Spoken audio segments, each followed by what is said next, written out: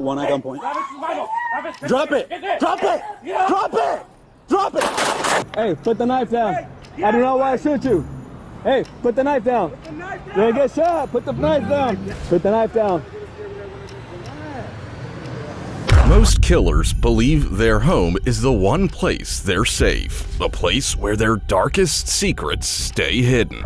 But when the police start circling and the walls close in, that illusion shatters fast. For these murderers, the flashing lights outside marked their end. Their so-called safe haven had become a crime scene, and the cops knew it. Here are 5 horrifying cases where the killer realized the police had found her murder house. On March 27, 2023, body cam footage captured crucial moments from the investigation into the tragic death of 17-year-old Halia Colulbertson. Halia was fatally stabbed outside a convenience store in Columbus, Ohio during a heated argument with her best friend, Briana Barazini. After the stabbing, Briana fled the scene before police arrived. One friend is fighting for her life, while the other is running for hers. I know. Stay back, all right? Hey, you gotta let them do their work, okay? Oh my God! Come on, guys, let's get back. Hey, back up. Come on, I understand. Did anyone see what he got stabbed with? He's asking. What did he get stabbed with? Yes. You don't know? They don't know. Hey, man, just let him work. Bro. Yeah, see, just let him work, man. Just let him work. That's what I'm saying, bro. That they were supposed to be fighting. I didn't see no knife get pulled or nothing. They said no, she bleed on her neck. What's his name? You know his name? Halia Blue. Halia Blue. That's all I know. Halia. Where's my little... What's the last name? No, I know yours.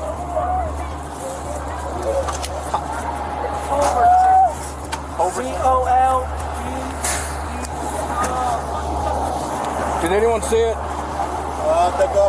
The girl did? She's the only one? She's our only witness?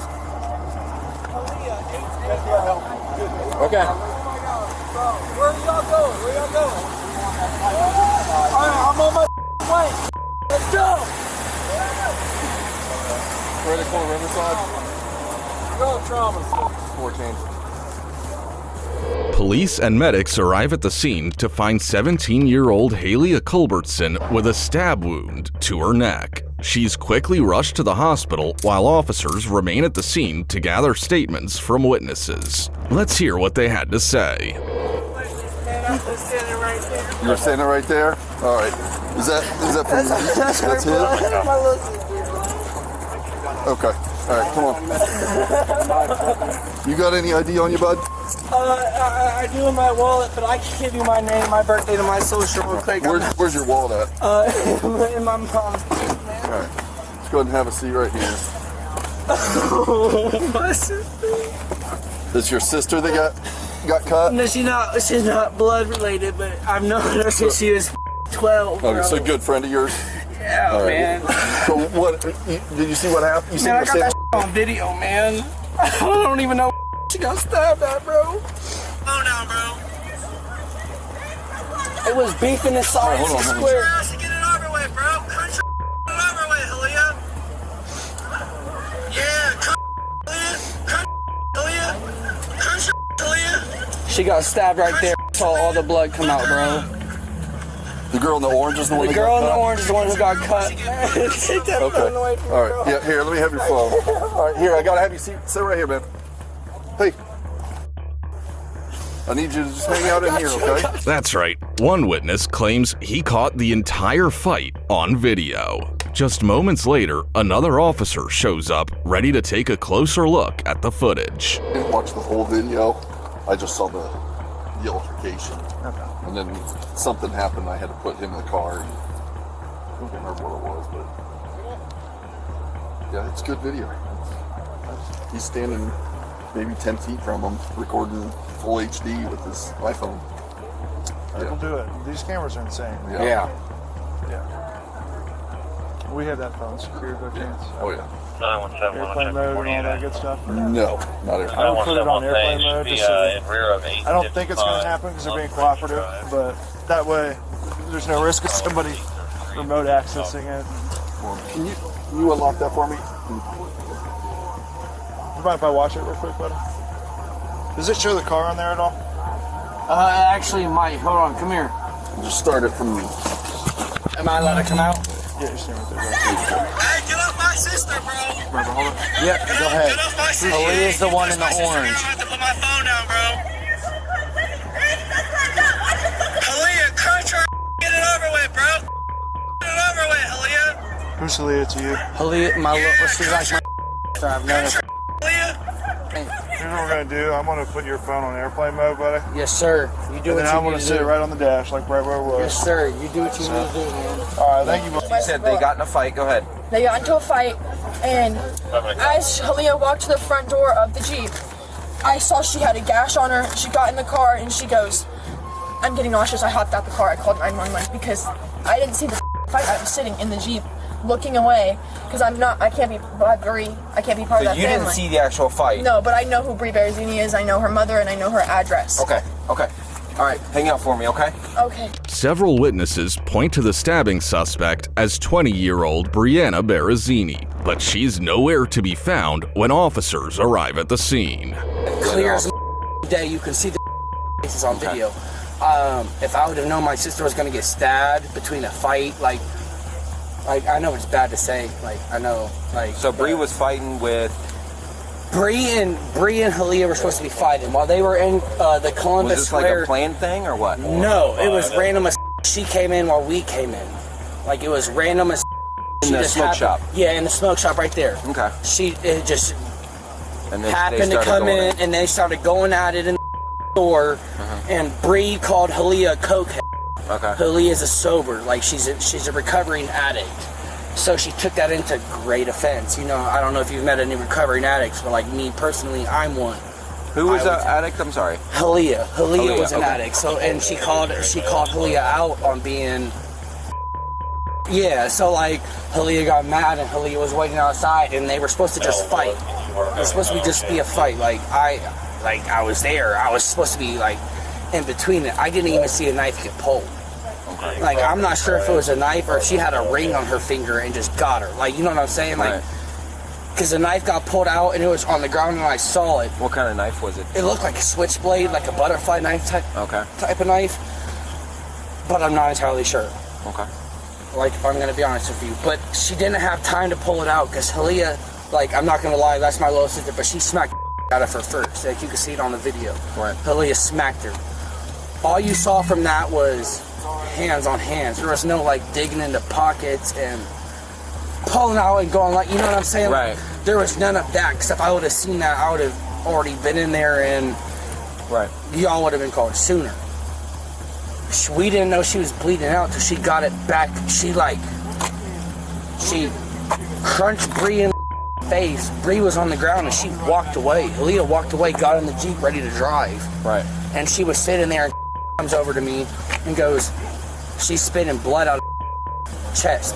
And I come over and I just see, like, right in this area on the right or left side of her chest, shooting blood. My first reaction is take my shirt off, put it on top, put pressure on it. I've had my brothers die in my arms because they got shot and I didn't put pressure on it. You know what I'm saying? Like, I didn't put pressure fast enough. So like, that's rough. That's rough, brother.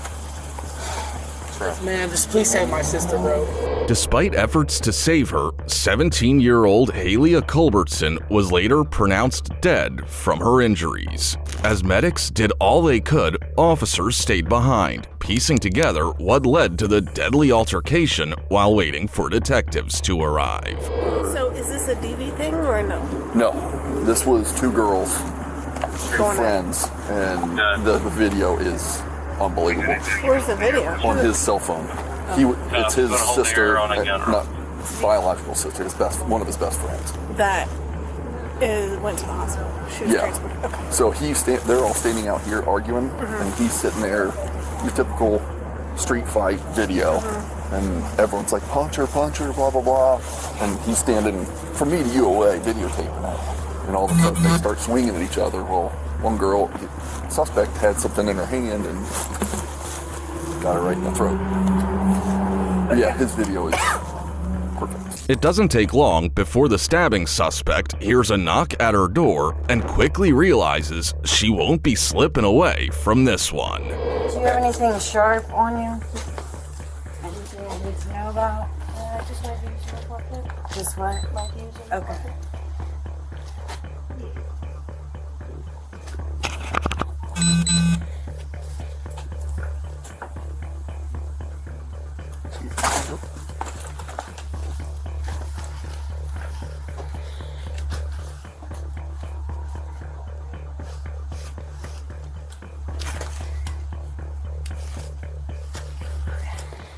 I'm gonna need to hold your view. Okay. And like I said, when you get this back, you'll have this back too. Okay. All right. Come on this way.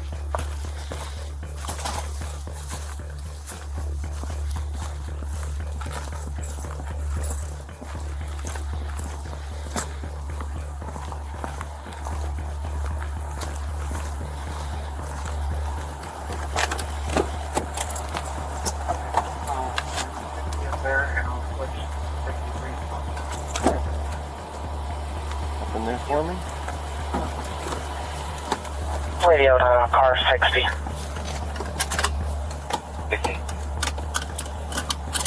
I'm gonna need you to start to 231 Peno. Next, Briana is brought into the interrogation room where detectives are ready with a series of tough questions, and they're not planning to let anything slide. Alright, so just kind of, I guess, start from just where you were at earlier tonight, who you were with,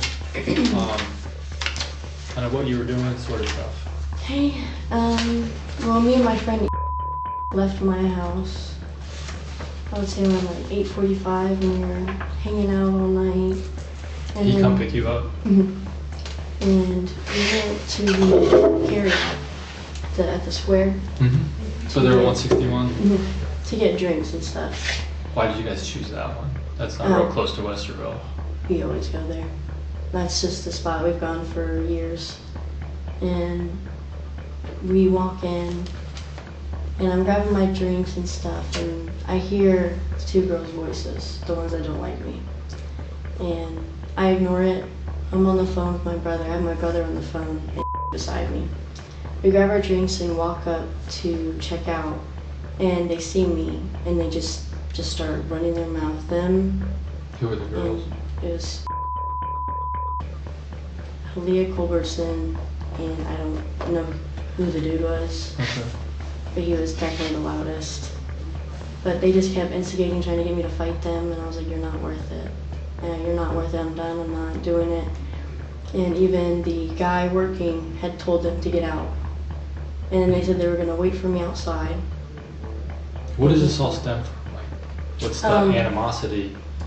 Halia used to be a really good friend of mine.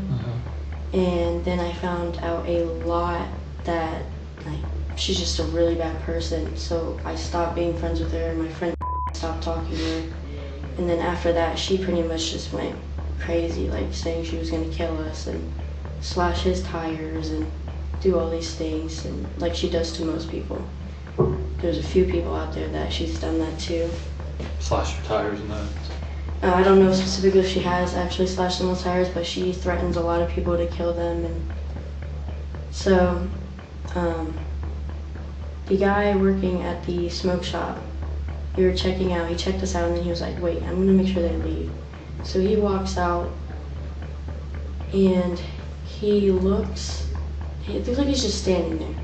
So I think he told them to leave, and then when we walk out, they were by a Jeep. I think it was a silver Jeep. And they're screaming at me, and then the dude tells Halia to run up on me, and she's walking up, and I keep telling her, I'm not fighting you, back up. I said, you're not worth it. I keep telling her to back up, and I get my knife out in my hand, and I'm holding it, I said, back up, and she attacks me. She first slapped me. She was pushing me. Well, before that, Yad was trying to like push her away from me, but the other guy was yelling at him not to touch her, or else he was gonna do something to him. And I just kept backing up, and then she just attacked me, and I don't know what exactly happened, but I went like this, and then she dragged me by my hair on the ground, and like there was just blood in my eyes. I couldn't see anything, but I don't think I hit her or anything, because I was on the ground getting blood out of my eyes. I had no idea what was going on. I was just in shock at that point. Did you catch that? Briana tells detectives that she and Halia were once, in her words, really good friends before things took a deadly turn. Let's keep watching to see how the story unfolds. You think it was they just were Halia? like, I don't know. She was really amped up, and I have no idea why. With me even saying, I'm not fighting you, I'm not fighting you, she was just amped up, and they were instigating.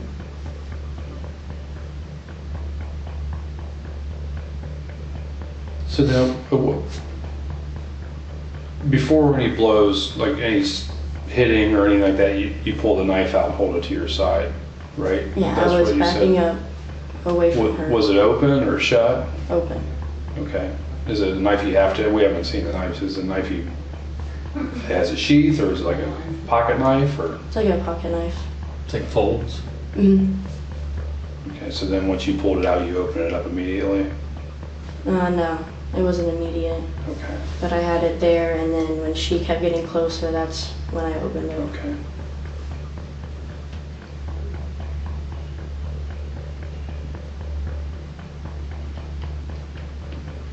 Do you remember swinging the knife at her? Not really. You It all happened like really fast. Yeah. Now, do you remember? Did you swing the knife at her as you were backing up or going forward? I think I was backing up because I was trying to put. I think I was putting space in between us by doing that.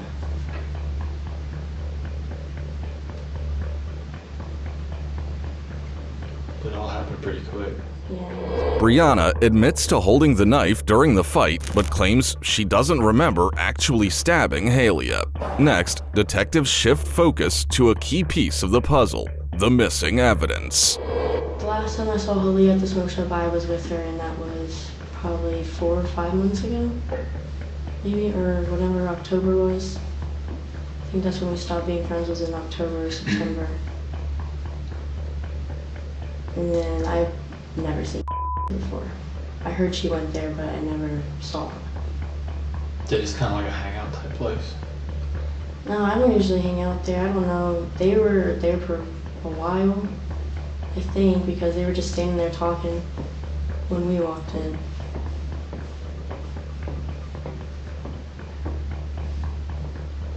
Yeah, we just went in to get drinks, and because we were about to head back to my house. And then afterwards, what all happened with you? I called my mom on the way home. Well, my brother was on the phone, so he was already in his truck. He was gonna head to me because he was worried. And I told him just to head home because I was gonna head home. I called my mom, told her what happened. I got home and explained it better to them. And I showered. And then I just was in my room. What did you do with the clothes and the knife? The clothes, I threw them on the ground. I think my brother put them downstairs in the laundry room. And the knife, I don't remember who I handed it to. I just wanted it all away from me, so. You don't know what happened to all this stuff? Yeah, I don't know where they put it or anything. No. But you took it into the house? Prosecutors later revealed that the knife, along with the shoes Briana was wearing, was allegedly discovered hidden in a crawl space at her home. With that critical evidence in hand, detectives returned to deliver the news Briana surely wasn't hoping to hear. Face the wall. Put your palms together like this. There you go. Lift your hands off your back a little bit.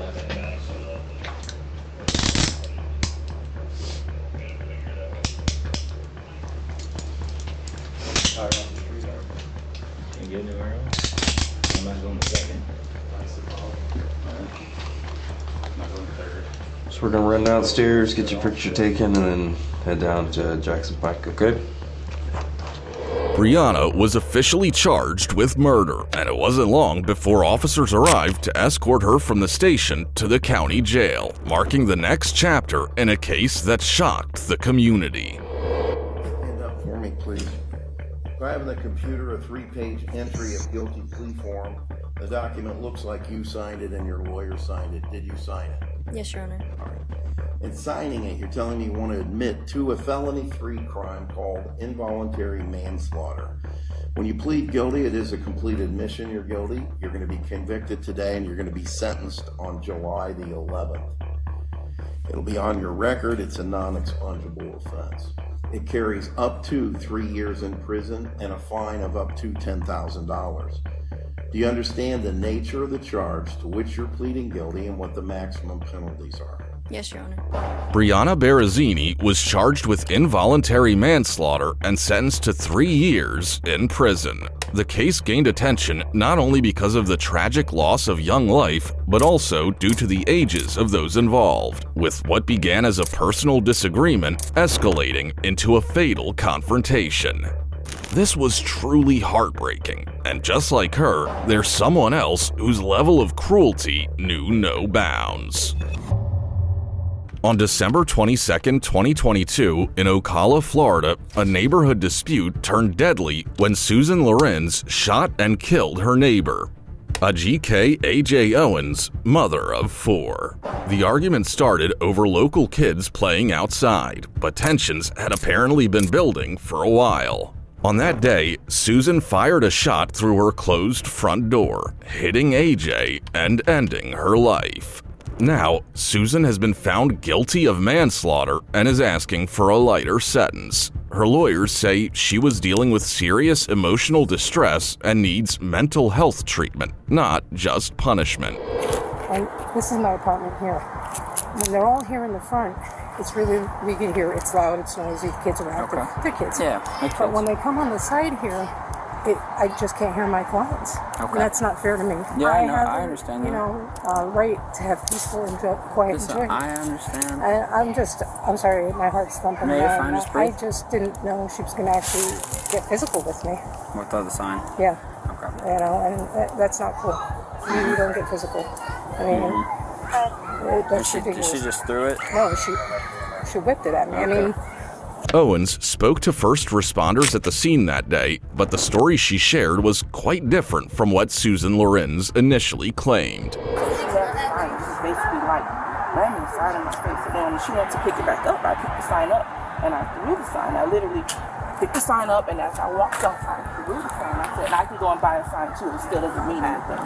At that point, I guess she's already on the phone, and I'm being attacked. Someone's attacking me. I'm literally in the street now, proceeding to come over here. Everybody's standing. Where this happening? Right over here behind the mailboxes. Okay. Owens explained that the issues began when Lorincz rented a home next to an open field where neighborhood kids like to play. Lorincz insisted that the children couldn't play or even walk their dogs near the lot, despite not owning the property. Funny because I'm the one that never comes outside and says anything to her. But today, I just happened to feel led. First of all, before she moved there, this big open space right here, all the kids, they like to play kickball, football, and it's what she moves in. I don't want y'all playing over here. This is private property, so they don't play there. Okay, fine. I told my kids at least. They're playing over there, y'all don't go. Okay? So we have a dog, and she's always taking pictures of the kids. Oh, I'm going to call the police and have you guys arrested. Always tagging the kids. So some kids come over there, stay away from here, don't. Whatever. So we have a dog. My kids take the dog out. The other day she tells my son, I'm going to have you arrested and you're going to jail. He's 8, so he's terrified. He won't even walk the dog anymore. Just let her know all that. Okay. So she's terrified. He won't even walk the dog anymore. So I had my 11-year-old take the dog out now. So he was walking the dog on this side. Now you live on this side, okay? You don't want him over here, fine, but this is joint area. You can't tell them they can't walk him on this side. So he's walking the dog and he's all the way back towards the fence. I'm standing here. get on my phone. She comes outside to go to the car or something. She sees him. Oh, I told you I'm going to have you arrested. I'm going to have you arrested today. She has her phone out like she's taking his picture of her. Now he's trying to run back to the street. So I said, I'm sorry, what are you saying to me? And so I go over there. This is my private property. They can't have the dog over here. I told her, first of all, he's not on your property. He's on this side. You don't own it. And even if he was on this side, you don't own this either. You're renting this just like I rent over here, just like they rent over there. You don't own this. You can't tell them, technically, if they're not in your personal space, that they can't walk the dog or even throw their football over here. After that first call, Lorincz didn't let up. Over the next 6 months, she contacted the Marion County Sheriff's Office nearly a dozen times, complaining that the neighborhood kids were trespassing and creating a public disturbance. Running back and forth over here. When the kids are out front, I don't, it's really noisy. The way my apartment's set up, you can see it ends here. They're screaming, yelling. I don't get a break from the kids at all. I don't have children. I've asked them, please. The kids all live on that side of the street. For some reason, they love to play over here. I'm like, guys. Probably because it's open. I understand that. I have migraines, horrible migraines. I had a very bad car wreck, had my neck fused. I need more back surgery. I don't want to hear these children. I've asked them, please, keep the kids away. There's other places they can play. They don't have to play here. They're screaming, yelling at me, telling the kids are not hurting anybody. The kids, they're not damaging anything. Well, they're damaging me because the migraines are so bad. Most days I could barely stand. I'm on Pyramate. I'm on Furosets. I'm on Sumatriptan. It's hard with me. I'm in pain. I don't want to hear the children. I'm not trying to be a but, it's not fun. Okay. Well, have you talked to your landlord? Yes. There's no trespassing sign. Okay.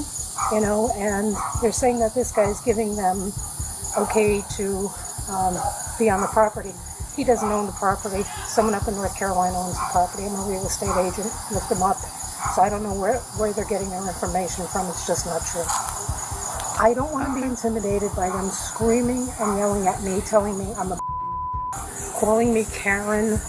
They're calling me names. Really, we're going to, devolve to this simple bullying. In another incident, Lorincz told sheriff's deputies that her no trespassing sign had been stolen again. What's going on this evening? Lots of children screaming their full heads off, running around. I had my truck parked in front here, so I didn't have to listen to the screaming and yelling. As soon as I moved the truck, the kids are coming up. I'm like, guys, stop. They know they're not supposed to be over here. They've been told many times. They've previously stolen the trespassing sign. And the little kid tells me to shut up to my face. I said, don't be disrespectful to me. And he's exchanging words back and forth. I'm like, listen, my name is Dr. Lorincz. Don't tell me to shut up. And he's calling me names. I'm like, no, I'm not going to do that. I said, go wherever you live. All of a sudden, I hear knock. His mother comes over here. If you treat my son like that again, I'm going to rip your ass and go beat you up. Excuse me? I'm a bloody well think so. And I said, see that no trespassing sign? Get off my porch. And no, I'm not going to. I said, now I'm calling the sheriff's department. And I don't know who the hell she was, but. Do you know where she lives? I guess somewhere in there. Do you know what she looks like? She was black, maybe 20s, 30s, but I'm not going to take this. During that same call, sheriff's deputies also spoke with some of the neighborhood kids who shared their experiences and interactions with Lorincz. Were you the guys that this lady was mad about? Yes, and I just want to say that every time, if we're not... Hold on. Let's bring it down. Okay, I'm sorry. You're okay. Every time, even if we're not on her property, and we're just being loud and playing basketball over there because there's a basketball hoop. I got you. She just calls us names. Okay. Yeah, literally, literally, all the kids, because that's an open spot right there. Yeah. All that is not her property. I got you. The guy that I was telling this officer right here, this guy has said numerous times, y'all come over here and play, because they all like to play football and stuff. Okay. So she's okay with it, and that's where they mainly are. They're more on his side. What kind of names is she calling you guys? The B word. The P word, everywhere in the hood.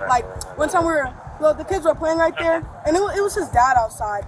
And then she came your out dad? yelling. Cowboy? Yeah, my dad. She Okay. came out yelling and she was talking about a little girl getting raped and stuff. Like, she's crazy. Like, she'll come out just yelling she about. just says weird.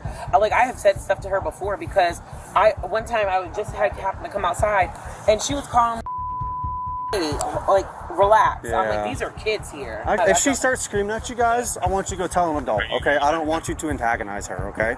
Because what happens is when you guys antagonize her, she can make you guys look bad. Eventually, the responding sheriff's deputies tried to reason with Lorincz, attempting to calm her down and address her ongoing complaints. You don't have sole control over the parking lot. There's 4 people here.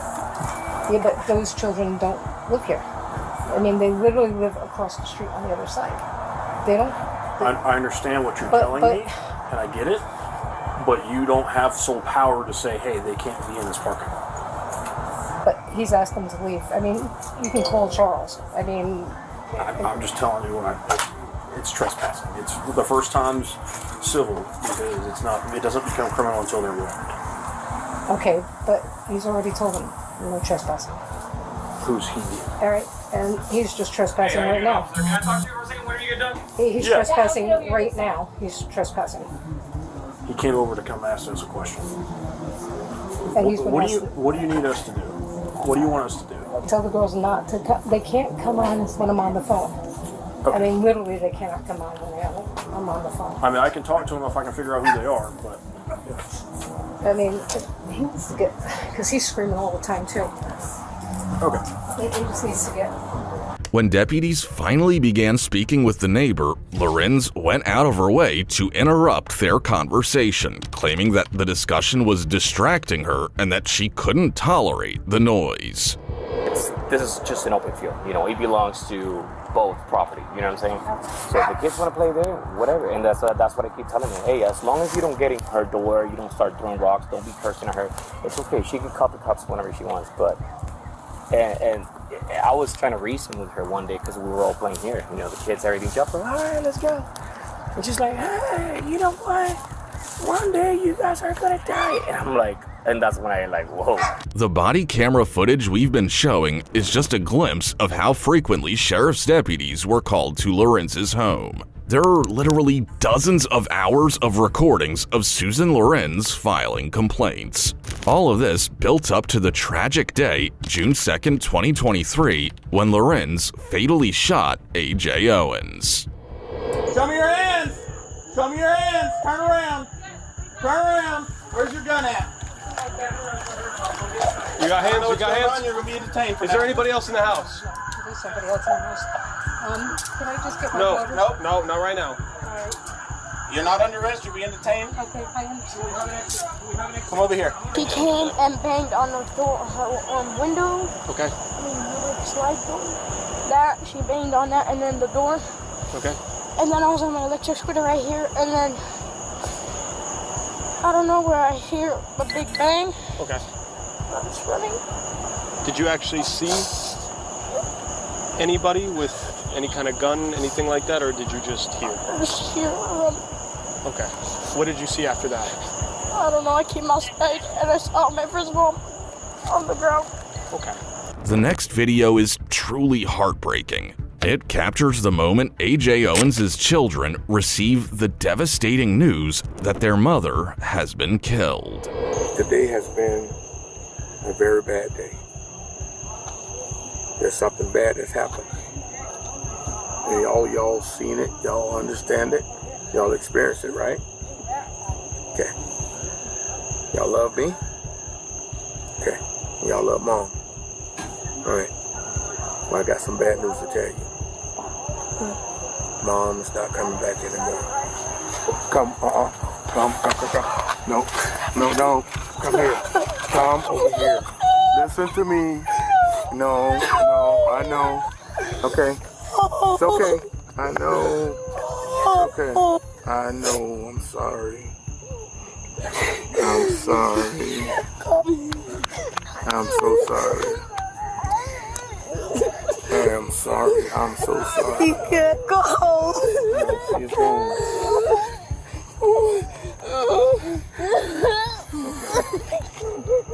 It's alright. You guys are gonna be okay.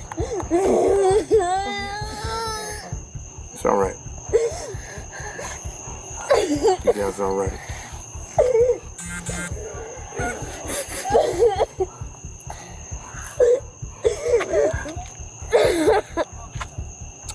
It's okay. I need my mom strong in the heart right now, God. Touch her, God. Give her strength. I hate her. Oh,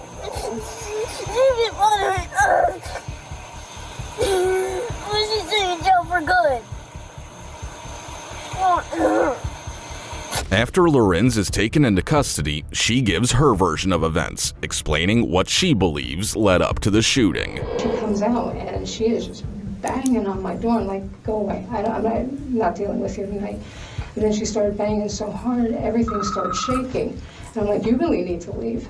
And then I'm gonna kill you. And she's just banging away. You know, I'm like, oh, this is crazy. And ever since she has actually harmed me, I'm like, it just keeps getting worse and worse. I'm like, I don't know what to do with her. And she banged so hard, it looked like my door was gonna fly off. And I panicked. And I was like, oh my gosh, she's really gonna kill me this time, you know? And so I don't even actually remember picking up the gun. It was only because she was pounding at my door, and I honest to God thought she was going to come in.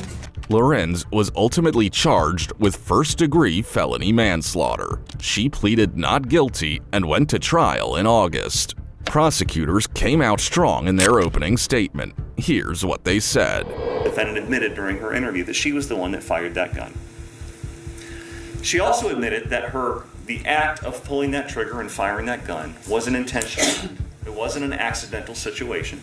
It wasn't a situation where she slipped and fell and the gun accidentally went off and shot through the door and struck Miss Owens. That's not what we have here. She intentionally fired it. There's no doubt the defendant intentionally committed an act which caused the death of Ajika Owens.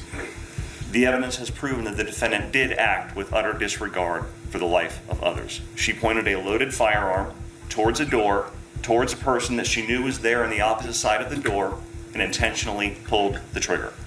That shows a reckless disregard for human life. It's an act which she must have known or reasonably known would cause death or serious bodily injury if that projectile struck somebody. And here's how the defense responded. Susan Lorincz was in a dwelling in which she had a right to be. She had no duty to retreat. If you remember during the trial, Mr. Smith had asked some of the witnesses, did Susan shoot from way back there by her bedroom? Did she shoot from behind that countertop or behind that kitchen? It doesn't matter, because she has no duty to retreat, and she can stand her ground when she is in her dwelling if she is faced with imminent danger. Another important part of this is if she reasonably believed. We do not judge Susan Lorincz with what we in this courtroom have experienced in life. It's not what I would do, or Mr. Buxman or Mr. Smith would do in that circumstance. It's what Susan Lorincz reasonably believed was necessary to prevent. That's very important word, prevent. But it wasn't long before the jury reached a verdict. Verdict as to count one. We, the jury, find as to count one of the charge. The defendant is guilty of manslaughter. Did the state prove beyond a reasonable doubt that during the commission of the offense, the defendant personally used a firearm? Yes. So say we all, dated the 16th day of August, 2024. In the end, Susan Lorincz faced charges of manslaughter with a firearm, culpable negligence, and assault. Well, if you thought that was the saddest of all, just wait till you see this next case. In Aldershot, Southern England, something truly disturbing has come to light. On September 15, 2023, police arrested a woman after making a horrifying discovery in her backyard. 2 graves believed to contain the bodies of her own parents. I did know that this would kind of come eventually. It's proper that I serve my punishment. So. The arrest happened after relatives grew worried. They hadn't seen or heard from the elderly couple in over a year.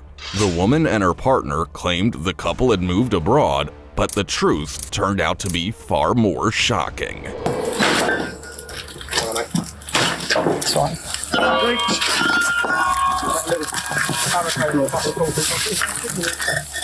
No one in here at the moment. Hold on. The police. Got it. Stay where you are. Stay where you are. Stay where you are. Show your hands. You there? Jenny? Yep. Jenny? Oh. The time is 12:12. You're under arrest on suspicion of murder against Jonathan McCullik and Elias McCullik. Yeah, Okay? okay. You don't have to say anything, but it may harm defence. You do not No, I just mention take my cover. when questioned, so it's like just want anything to do with the business. Okay? Alright, your arrest is necessary for a prompt and effective. Is there anything in the property we should know about? Yes, there Where? is. Can I take you to it? No, you can tell me. Can you go in there for a second, just so I can tell you something about what's in there? Yeah. Thank you. And then Yeah, tell us the only something reason about I what's in said I need to tell you something about what's upstairs on the top floor as well. It's fine. Yeah, okay. Is it here? Yeah. Yes, mind your face, obviously. Yeah. Honestly, I'm not phone. No, it's fine. I know, but obviously I've got to be careful. My dad's body's in there. Right, okay. Yep, okay. Obviously I'll Where about say, your mum? a little bit more complicated. Okay. That's why I said, can I go upstairs and show you? Right, can you If explain wanna it to us, bring please? Because officers, we're trying to preserve this. It's now going to be seen, so we need to preserve this the best we can. So I don't want you to have you walking up there, all right? Because that's for your well-being as well as ours. Oh, no, Okay. So what? Thank you. Where Can I grab will some we find your hairbands mum? as well, possible? Where will we find your mum? Okay, so upstairs there are about 5 wardrobes. Yep. It's behind the bed, but back next to the sink. It's the second one. I've slipped 5 of those into his drink. There were about 2 or 3 drinks that I brought downstairs. And yeah, they were basically, he didn't drink all of them. He only drank probably about half of 2. But yeah, when I went in the morning, this was before my mother. When I went in the morning, early hours, I got up about half an hour early, about 6 o'clock in the morning. Came in and he was gone. He was gone. Okay. It's up to you if you want to talk. Yeah, But the thing is, purpose of your arrest is for a prompt, effective investigation as well as by questioning you. We can't do that here. It needs to be done at a police station, all right? Just after the first few interactions, the officer didn't waste time. He told her clearly she would have to come with them to the station. This wasn't just a routine check. They needed to investigate her as well. I did know that this would kind of come eventually. It's proper that I serve my punishment. So, yeah.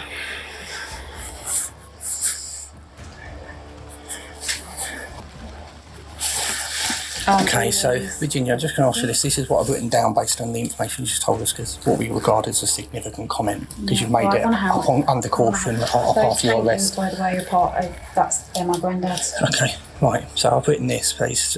I, Virginia McCullik, have informed Police Constables 77329 Brown and 79387 Bowers after entering my house on Friday the 15th September 2023 that I murdered my father, John McCullik, who was stated was under a bed in the rear ground floor of the house, and my mother upstairs in a cupboard next to the sink. Wardrobe. It's a double wardrobe. Right, okay, I've written Double cupboard. wardrobe. It's like 4 wardrobe doors, but it's the one nearest the sink. Double wardrobe. The cupboard.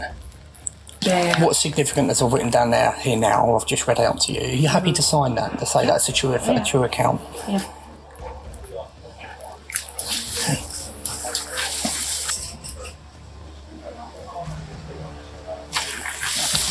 Cheer up, at least you caught the bad guy. I've just woken up today and done my job. No. I know I don't seem Not a lot. 100% evil, but we all, yeah, I'm not going to comment on anything. It's not my job to comment on it, okay? Because I've got to be impartial with everything, okay? So I'm not going to give any comment. No, well, I mean, I deserve to obviously get whatever's coming sentence-wise, because that's the right thing to do. And that might give me a bit of peace.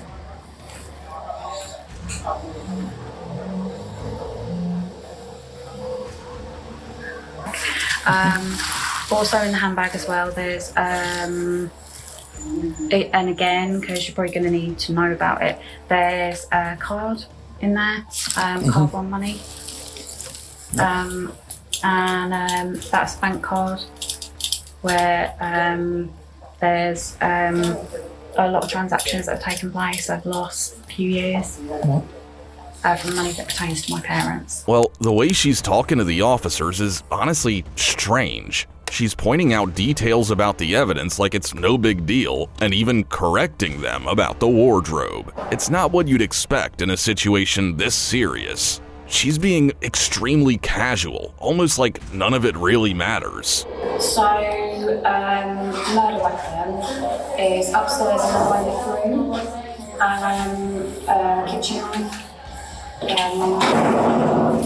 It's in the middle of the brown carpet, against the wall, opposite the shelves. So there are two long white shelves, so opposite where that wall is. That's where the knife is. So next bit is very hard to talk about. That's probably the most grisly detail. So on the ground floor, underneath the stairs, there's a few like storage boxes and things. And in the middle, I think it's in one of the boxes or in a bag or something. If you want me to shush after this, it's fine. But every bit helps. You will find forensic bits helpful. There's a hammer.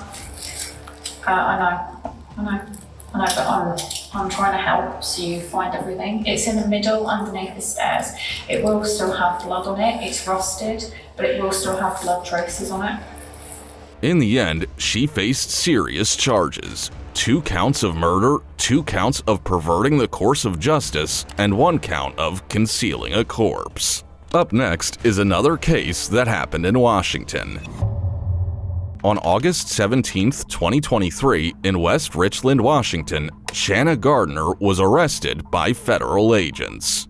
She's the ex-wife of Jared Bridegan, a Microsoft executive who was shot and killed in Florida in 2022. Authorities believe her arrest is linked to his murder. Jared Bridegan, a 33-year-old father of 4, was killed after dropping off his children at Gardner's house. Investigators say Gardner and her current husband, Mario Fernandez Saldana, who was already arrested, may have planned the murder during a bitter custody battle.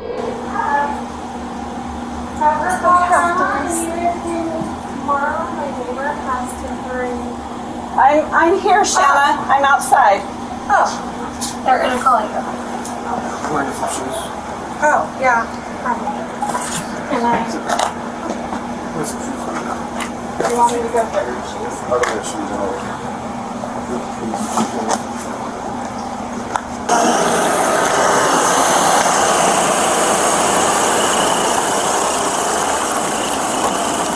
Best off.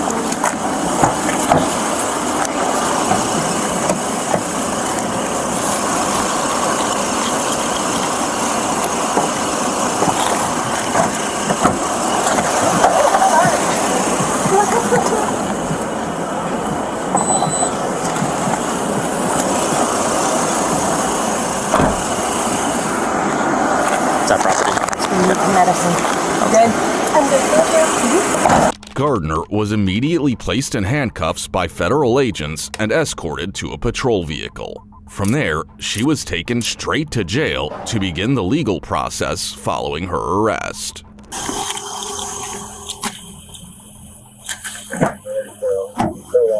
Alright, we're gonna bring you inside real quick. Get you out of the long car, right?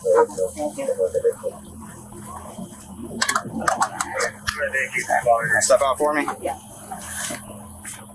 We're gonna go through these doors over here. And then there's gonna be a hallway to your left there. Have you take a left there for me. And we'll go down to this last door here on the left. Have you stand there for me. It's down. And I'll have you take a seat over here. And what I'll do, actually, if you want to face the wall for me.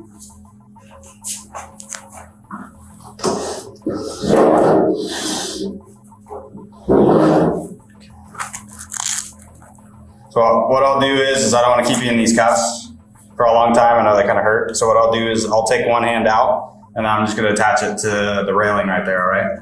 Okay, thank you. Yep.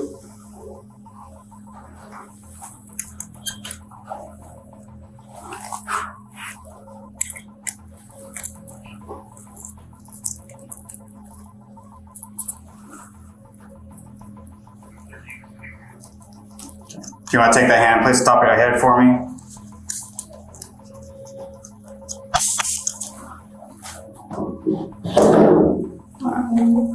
If you want to step to your left or turn the other way, I'll have you take a seat. This one? Sure. Turn the other way for me. All right. And then if you want to take a seat for me. No, you're okay. I'm just going to scoot you a little bit. All right, there you go.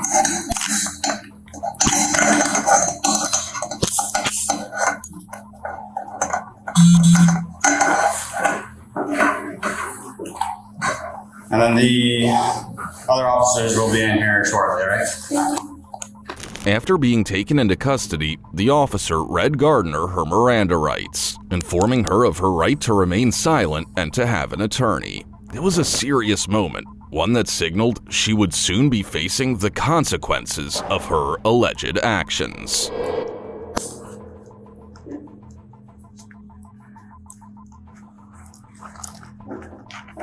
Are those cuffs putting any strain on your shoulders or anything? Alright. Okay. Well, I'll get you down to jail as soon as possible, and then we'll get you out of these cuffs. How far away is the jail? Probably about 10-15 minutes. 10 minutes with a bunch of instructions, though. I feel bad. Do you want me to grab this and put it in the trash? No, we'll get it for you. That's all right. Do I need to get my water? Do you want any more water before we go? Sure. You want a little bit left?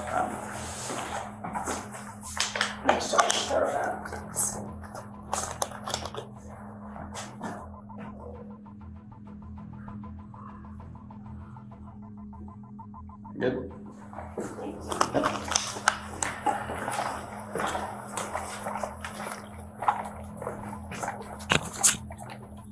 And then we'll just go back out to the same car we came in. There's just one on here on the left. Yep. And what I'll have you do is I'll just have you face the numbers right here. Just because you were in that room, I am just going to pat you down, just to make sure nothing else ended up in your pockets.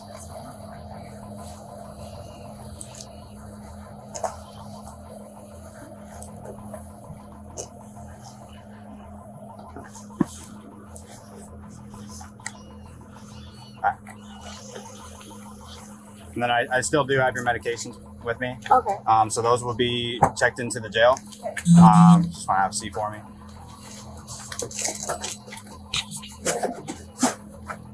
I do have a question for you. It's not regards to the charges at all. Those the medication that's in that little divider. Yeah. What's in those? I can tell you. Just the reason I asked is because the jail might not take that divider. That's fine. I don't know. have enough in the bottles. I think there was only a day left, is what my mom said. Okay. And if you have them in the bottles, then that's good. Yeah. I just saw that in there, and the jail is pretty picky on prescriptions. Yeah. They'll take. No, I figured the divider my mom can come and get. Because yeah. Okay. And then I am just going to read you, just since I have you in my custody. I don't know what the detectives asked you. I'm just going to read you something.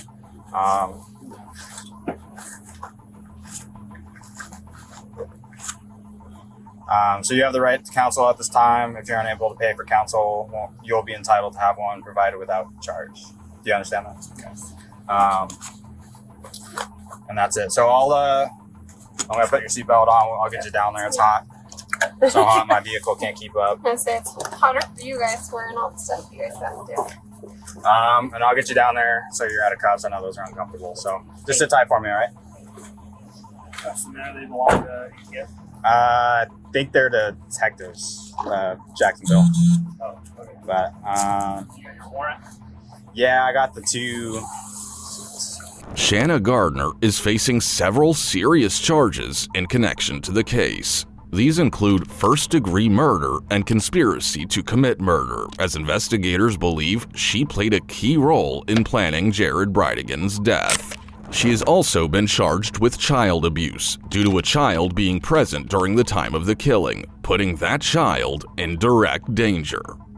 Last but not least, a baby loses their life at the hands of those who were meant to protect them. On February 3, 2021, Dunwoody police were called to a distressing situation at Amanda Hickey's home daycare, Little Lovey Daycare. The 48-year-old caretaker had contacted 911 about an unresponsive infant, prompting an investigation that uncovered troubling details. Body cam footage from the scene reveals the tense moments when officers and firefighters arrived at the home on Leisure Lane, uncovering a tragic and unsettling scene. Hey guys, right here.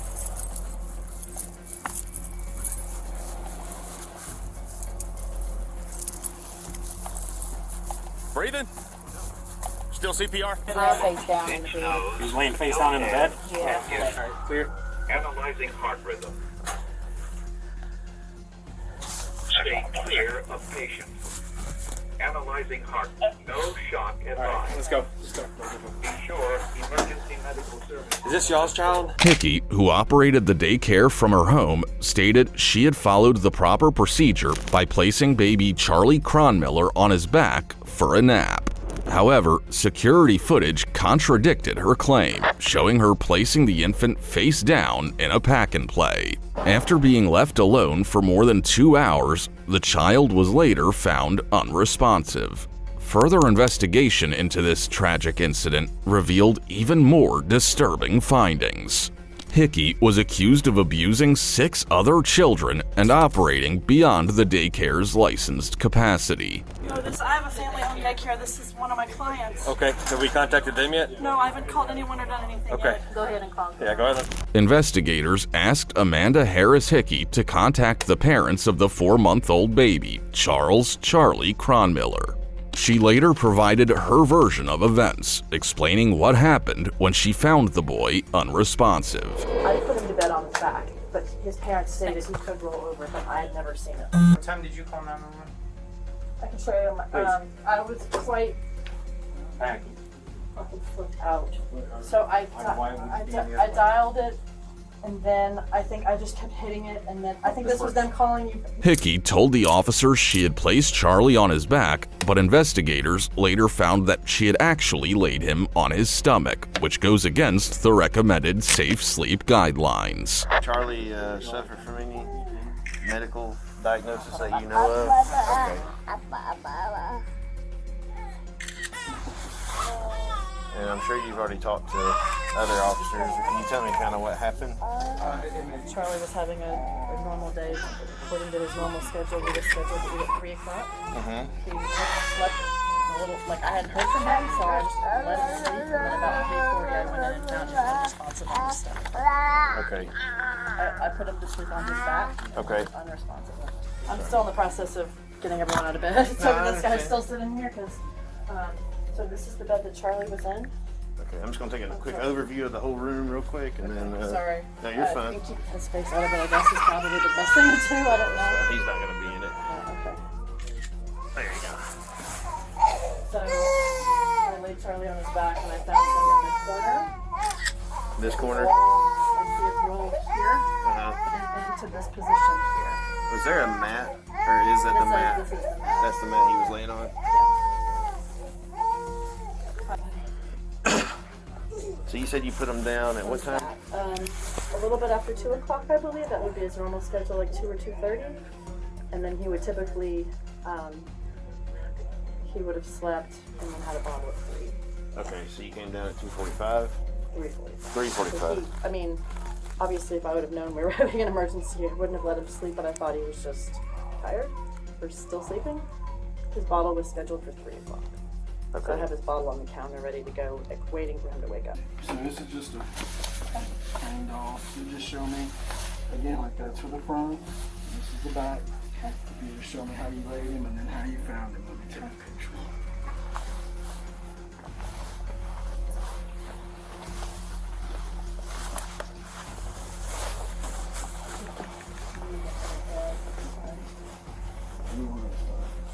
You see that? Yeah, I left it open because it needs to be drained. It hadn't. It's not draining through the hose, and the bucket's full. I was going to let you know that. All right, take a picture of what closest one. Yeah, that's fine. Just so no one thinks that was open. Right. No, you're fine. You don't have to move it. That's fine. Right here, in fact, is good with the lights. Okay. Show me how you placed them. Sure. Let me do a picture and then show me how you found them.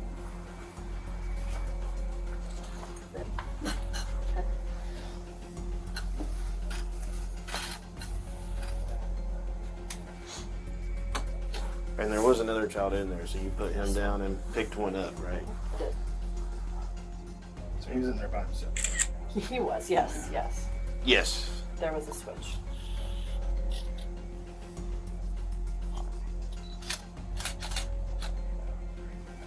Soon after, Charlie's mother, Stephanie Cronmiller, arrived at the scene, rushing toward the ambulance in a frantic attempt to reach her baby. As the investigation progressed, authorities quickly discovered that the daycare was equipped with cameras. Have her go in the ambulance with them. Scottish Rite, ma'am. Go in the ambulance right there. They're getting ready to go. This is Mom. So I noticed you have cameras. I do. They record 24/7, I believe so, yeah. or is it just motion? It's a great question. I'm not positive. Okay, that's okay. Will we be able to access those? I think so. And get the footage? Like the families don't. It's not like something that I share with the families. It's a closed. No, yeah, no, I understand. Where's the mattress pad? She said that was the mattress pad, but it looks like it's... There's no pad in there. I know. That's what I said. But she said that's what he was sleeping on. They're all like that, though. I didn't want to manipulate it, so I haven't touched it yet, but he was found face down in that corner. Top left corner. She put him back, and she said he must have rolled over, but they do have a camera in here. I got it. Right there. But it's not going to capture that. I don't know.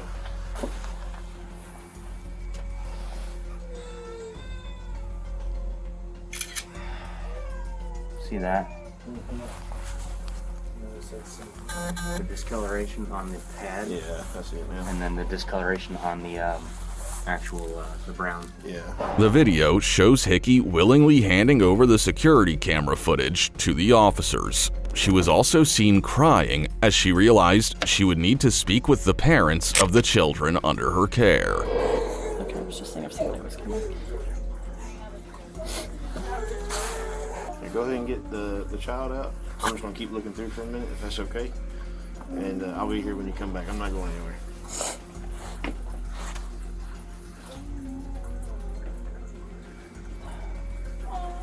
But I don't know what to tell them either.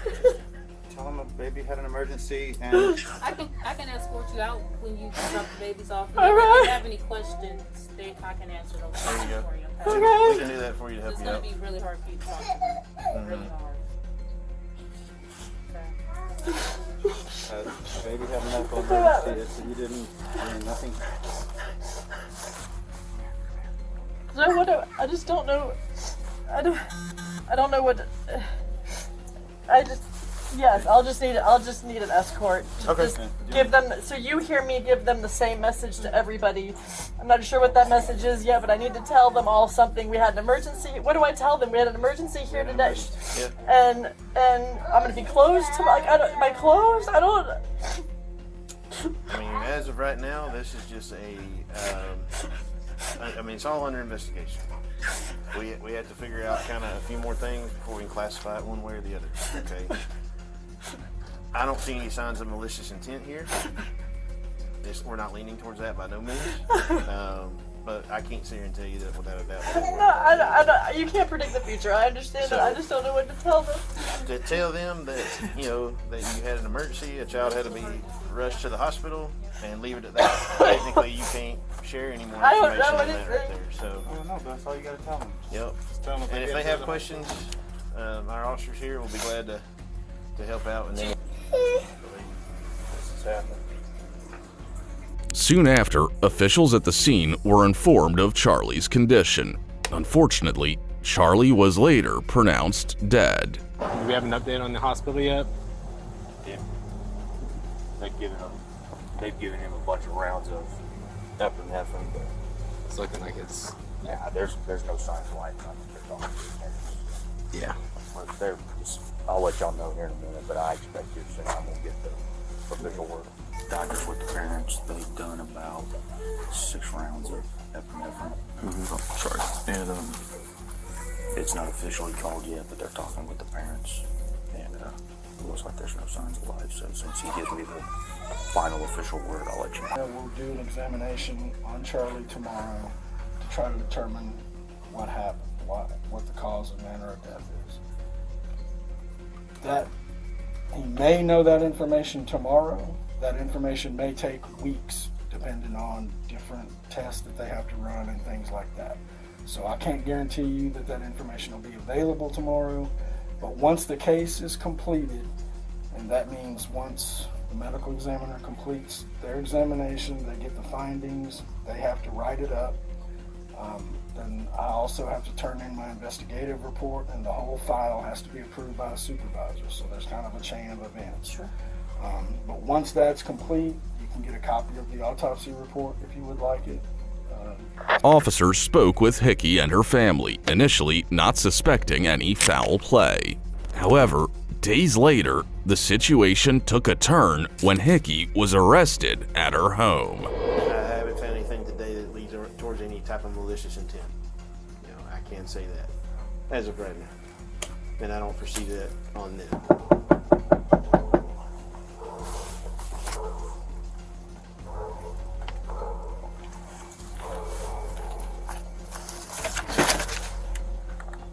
Hey, Miss Amanda. Oh. Can you step out here for just a minute, please? Okay. I want you to turn around, face me, put your hands on your back, okay? You are being placed under arrest. Okay. Okay. Do you want to talk to me? If so, we can go back to the police department and we can talk. If not, you're going to go straight to the cab jail. Yes. You do want to talk to me? Yes. Okay. So then we'll go back and we'll discuss it at the interview room, and then from there you'll be released to the jail, okay? Can I tell anyone inside that that's where I'm going? Who's in there? My daughter? Yeah, can you call her down to the door? Sure. What was her name? Natalie. Natalie? Miss Natalie? Can you come here for a moment, please? Hold on right now.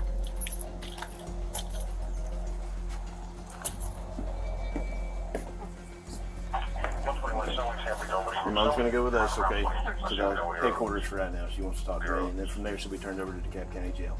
Once she gets to the jail, she'll be able to make phone calls and call and let you know about bonding and things like that, but it's probably going to be a couple of days before she gets a bond, okay? Okay. So she wanted to let you know.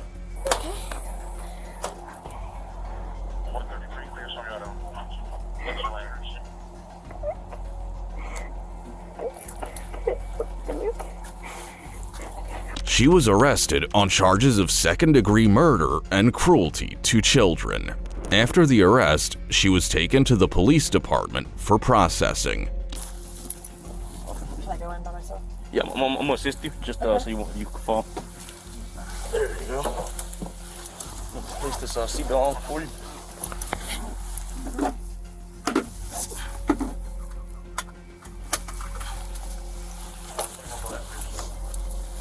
We probably need to stop. I didn't hear you say felony. I heard you say felony murder, and I wasn't aware of that. So I probably need somebody else here. So if we need to go, I understand. So you don't want to talk to me? Well, I would love to, but I don't. That is, I think that's big, and I think I need someone else here. Does that make sense? Yeah. Okay. Okay. So you might as well see the customs. So I need to go. You need to transfer me. I understand. You had an opportunity to decide on whether or not you want to talk to me or not.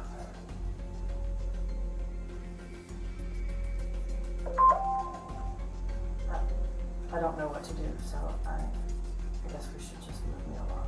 I don't know what the right thing to do is, so I don't know what the right thing to do is. So you don't want to try to talk and get some questions answered? I don't think so. I don't think that's going to change anything at this point. So. Body camera footage shows the officer speaking with the children's parents, detailing the incident. Watching this conversation, it's easy to imagine the heartbreak and distress the parents must have felt as they received the devastating news. Hey, bud. Murphy. Hey. So I'm just going to use this door as her door. Excuse me. So he was standing kind of like this, looking out the window there. So she comes up, and Mr. Graham was standing next to him. So she walks up and opens the door, right? And his feet are hitting it, stopping the door from him. She does that 4 times, okay? Then you can tell that she gets annoyed by that, and that's when she grabs him, right? One arm on each, spins around, okay? And it's open here, so he doesn't hit anything. So when he spins around, she's not paying attention. She's still looking at the door, and then drops him. So when he hits the ground, his feet come up over his head. He kind of rolls up, and his feet move over to the side. So that shows me a couple of things. One, it wasn't just a gentle sit down, because his feet continued to move in the direction that he was last. His momentum was going right from that sling. 2 kids of my own, and I wouldn't want them to be handled that way. Has he ever? I know you said he's been normal, but he got tubes put in. But that's Has he ever come home with anything that you can remember? I know I asked that the other day. Yeah. No. No. Okay. Yeah. And y'all never had any problems with Amanda? No, I mean. Quite to the contrary. Amanda Harris Hickey faced legal consequences for her actions when she pleaded guilty to 9 charges, including cruelty to children, reckless conduct, and simple battery. In a move that allowed her to maintain her innocence, she entered an Alford plea for the second-degree murder charge related to baby Charlie Cronmiller's death. Following her plea, a DeKalb County Superior Court judge sentenced Hickey to 35 years, with 30 of those years to be served in prison. This sentence seeks to bring some measure of justice to the families impacted by her actions.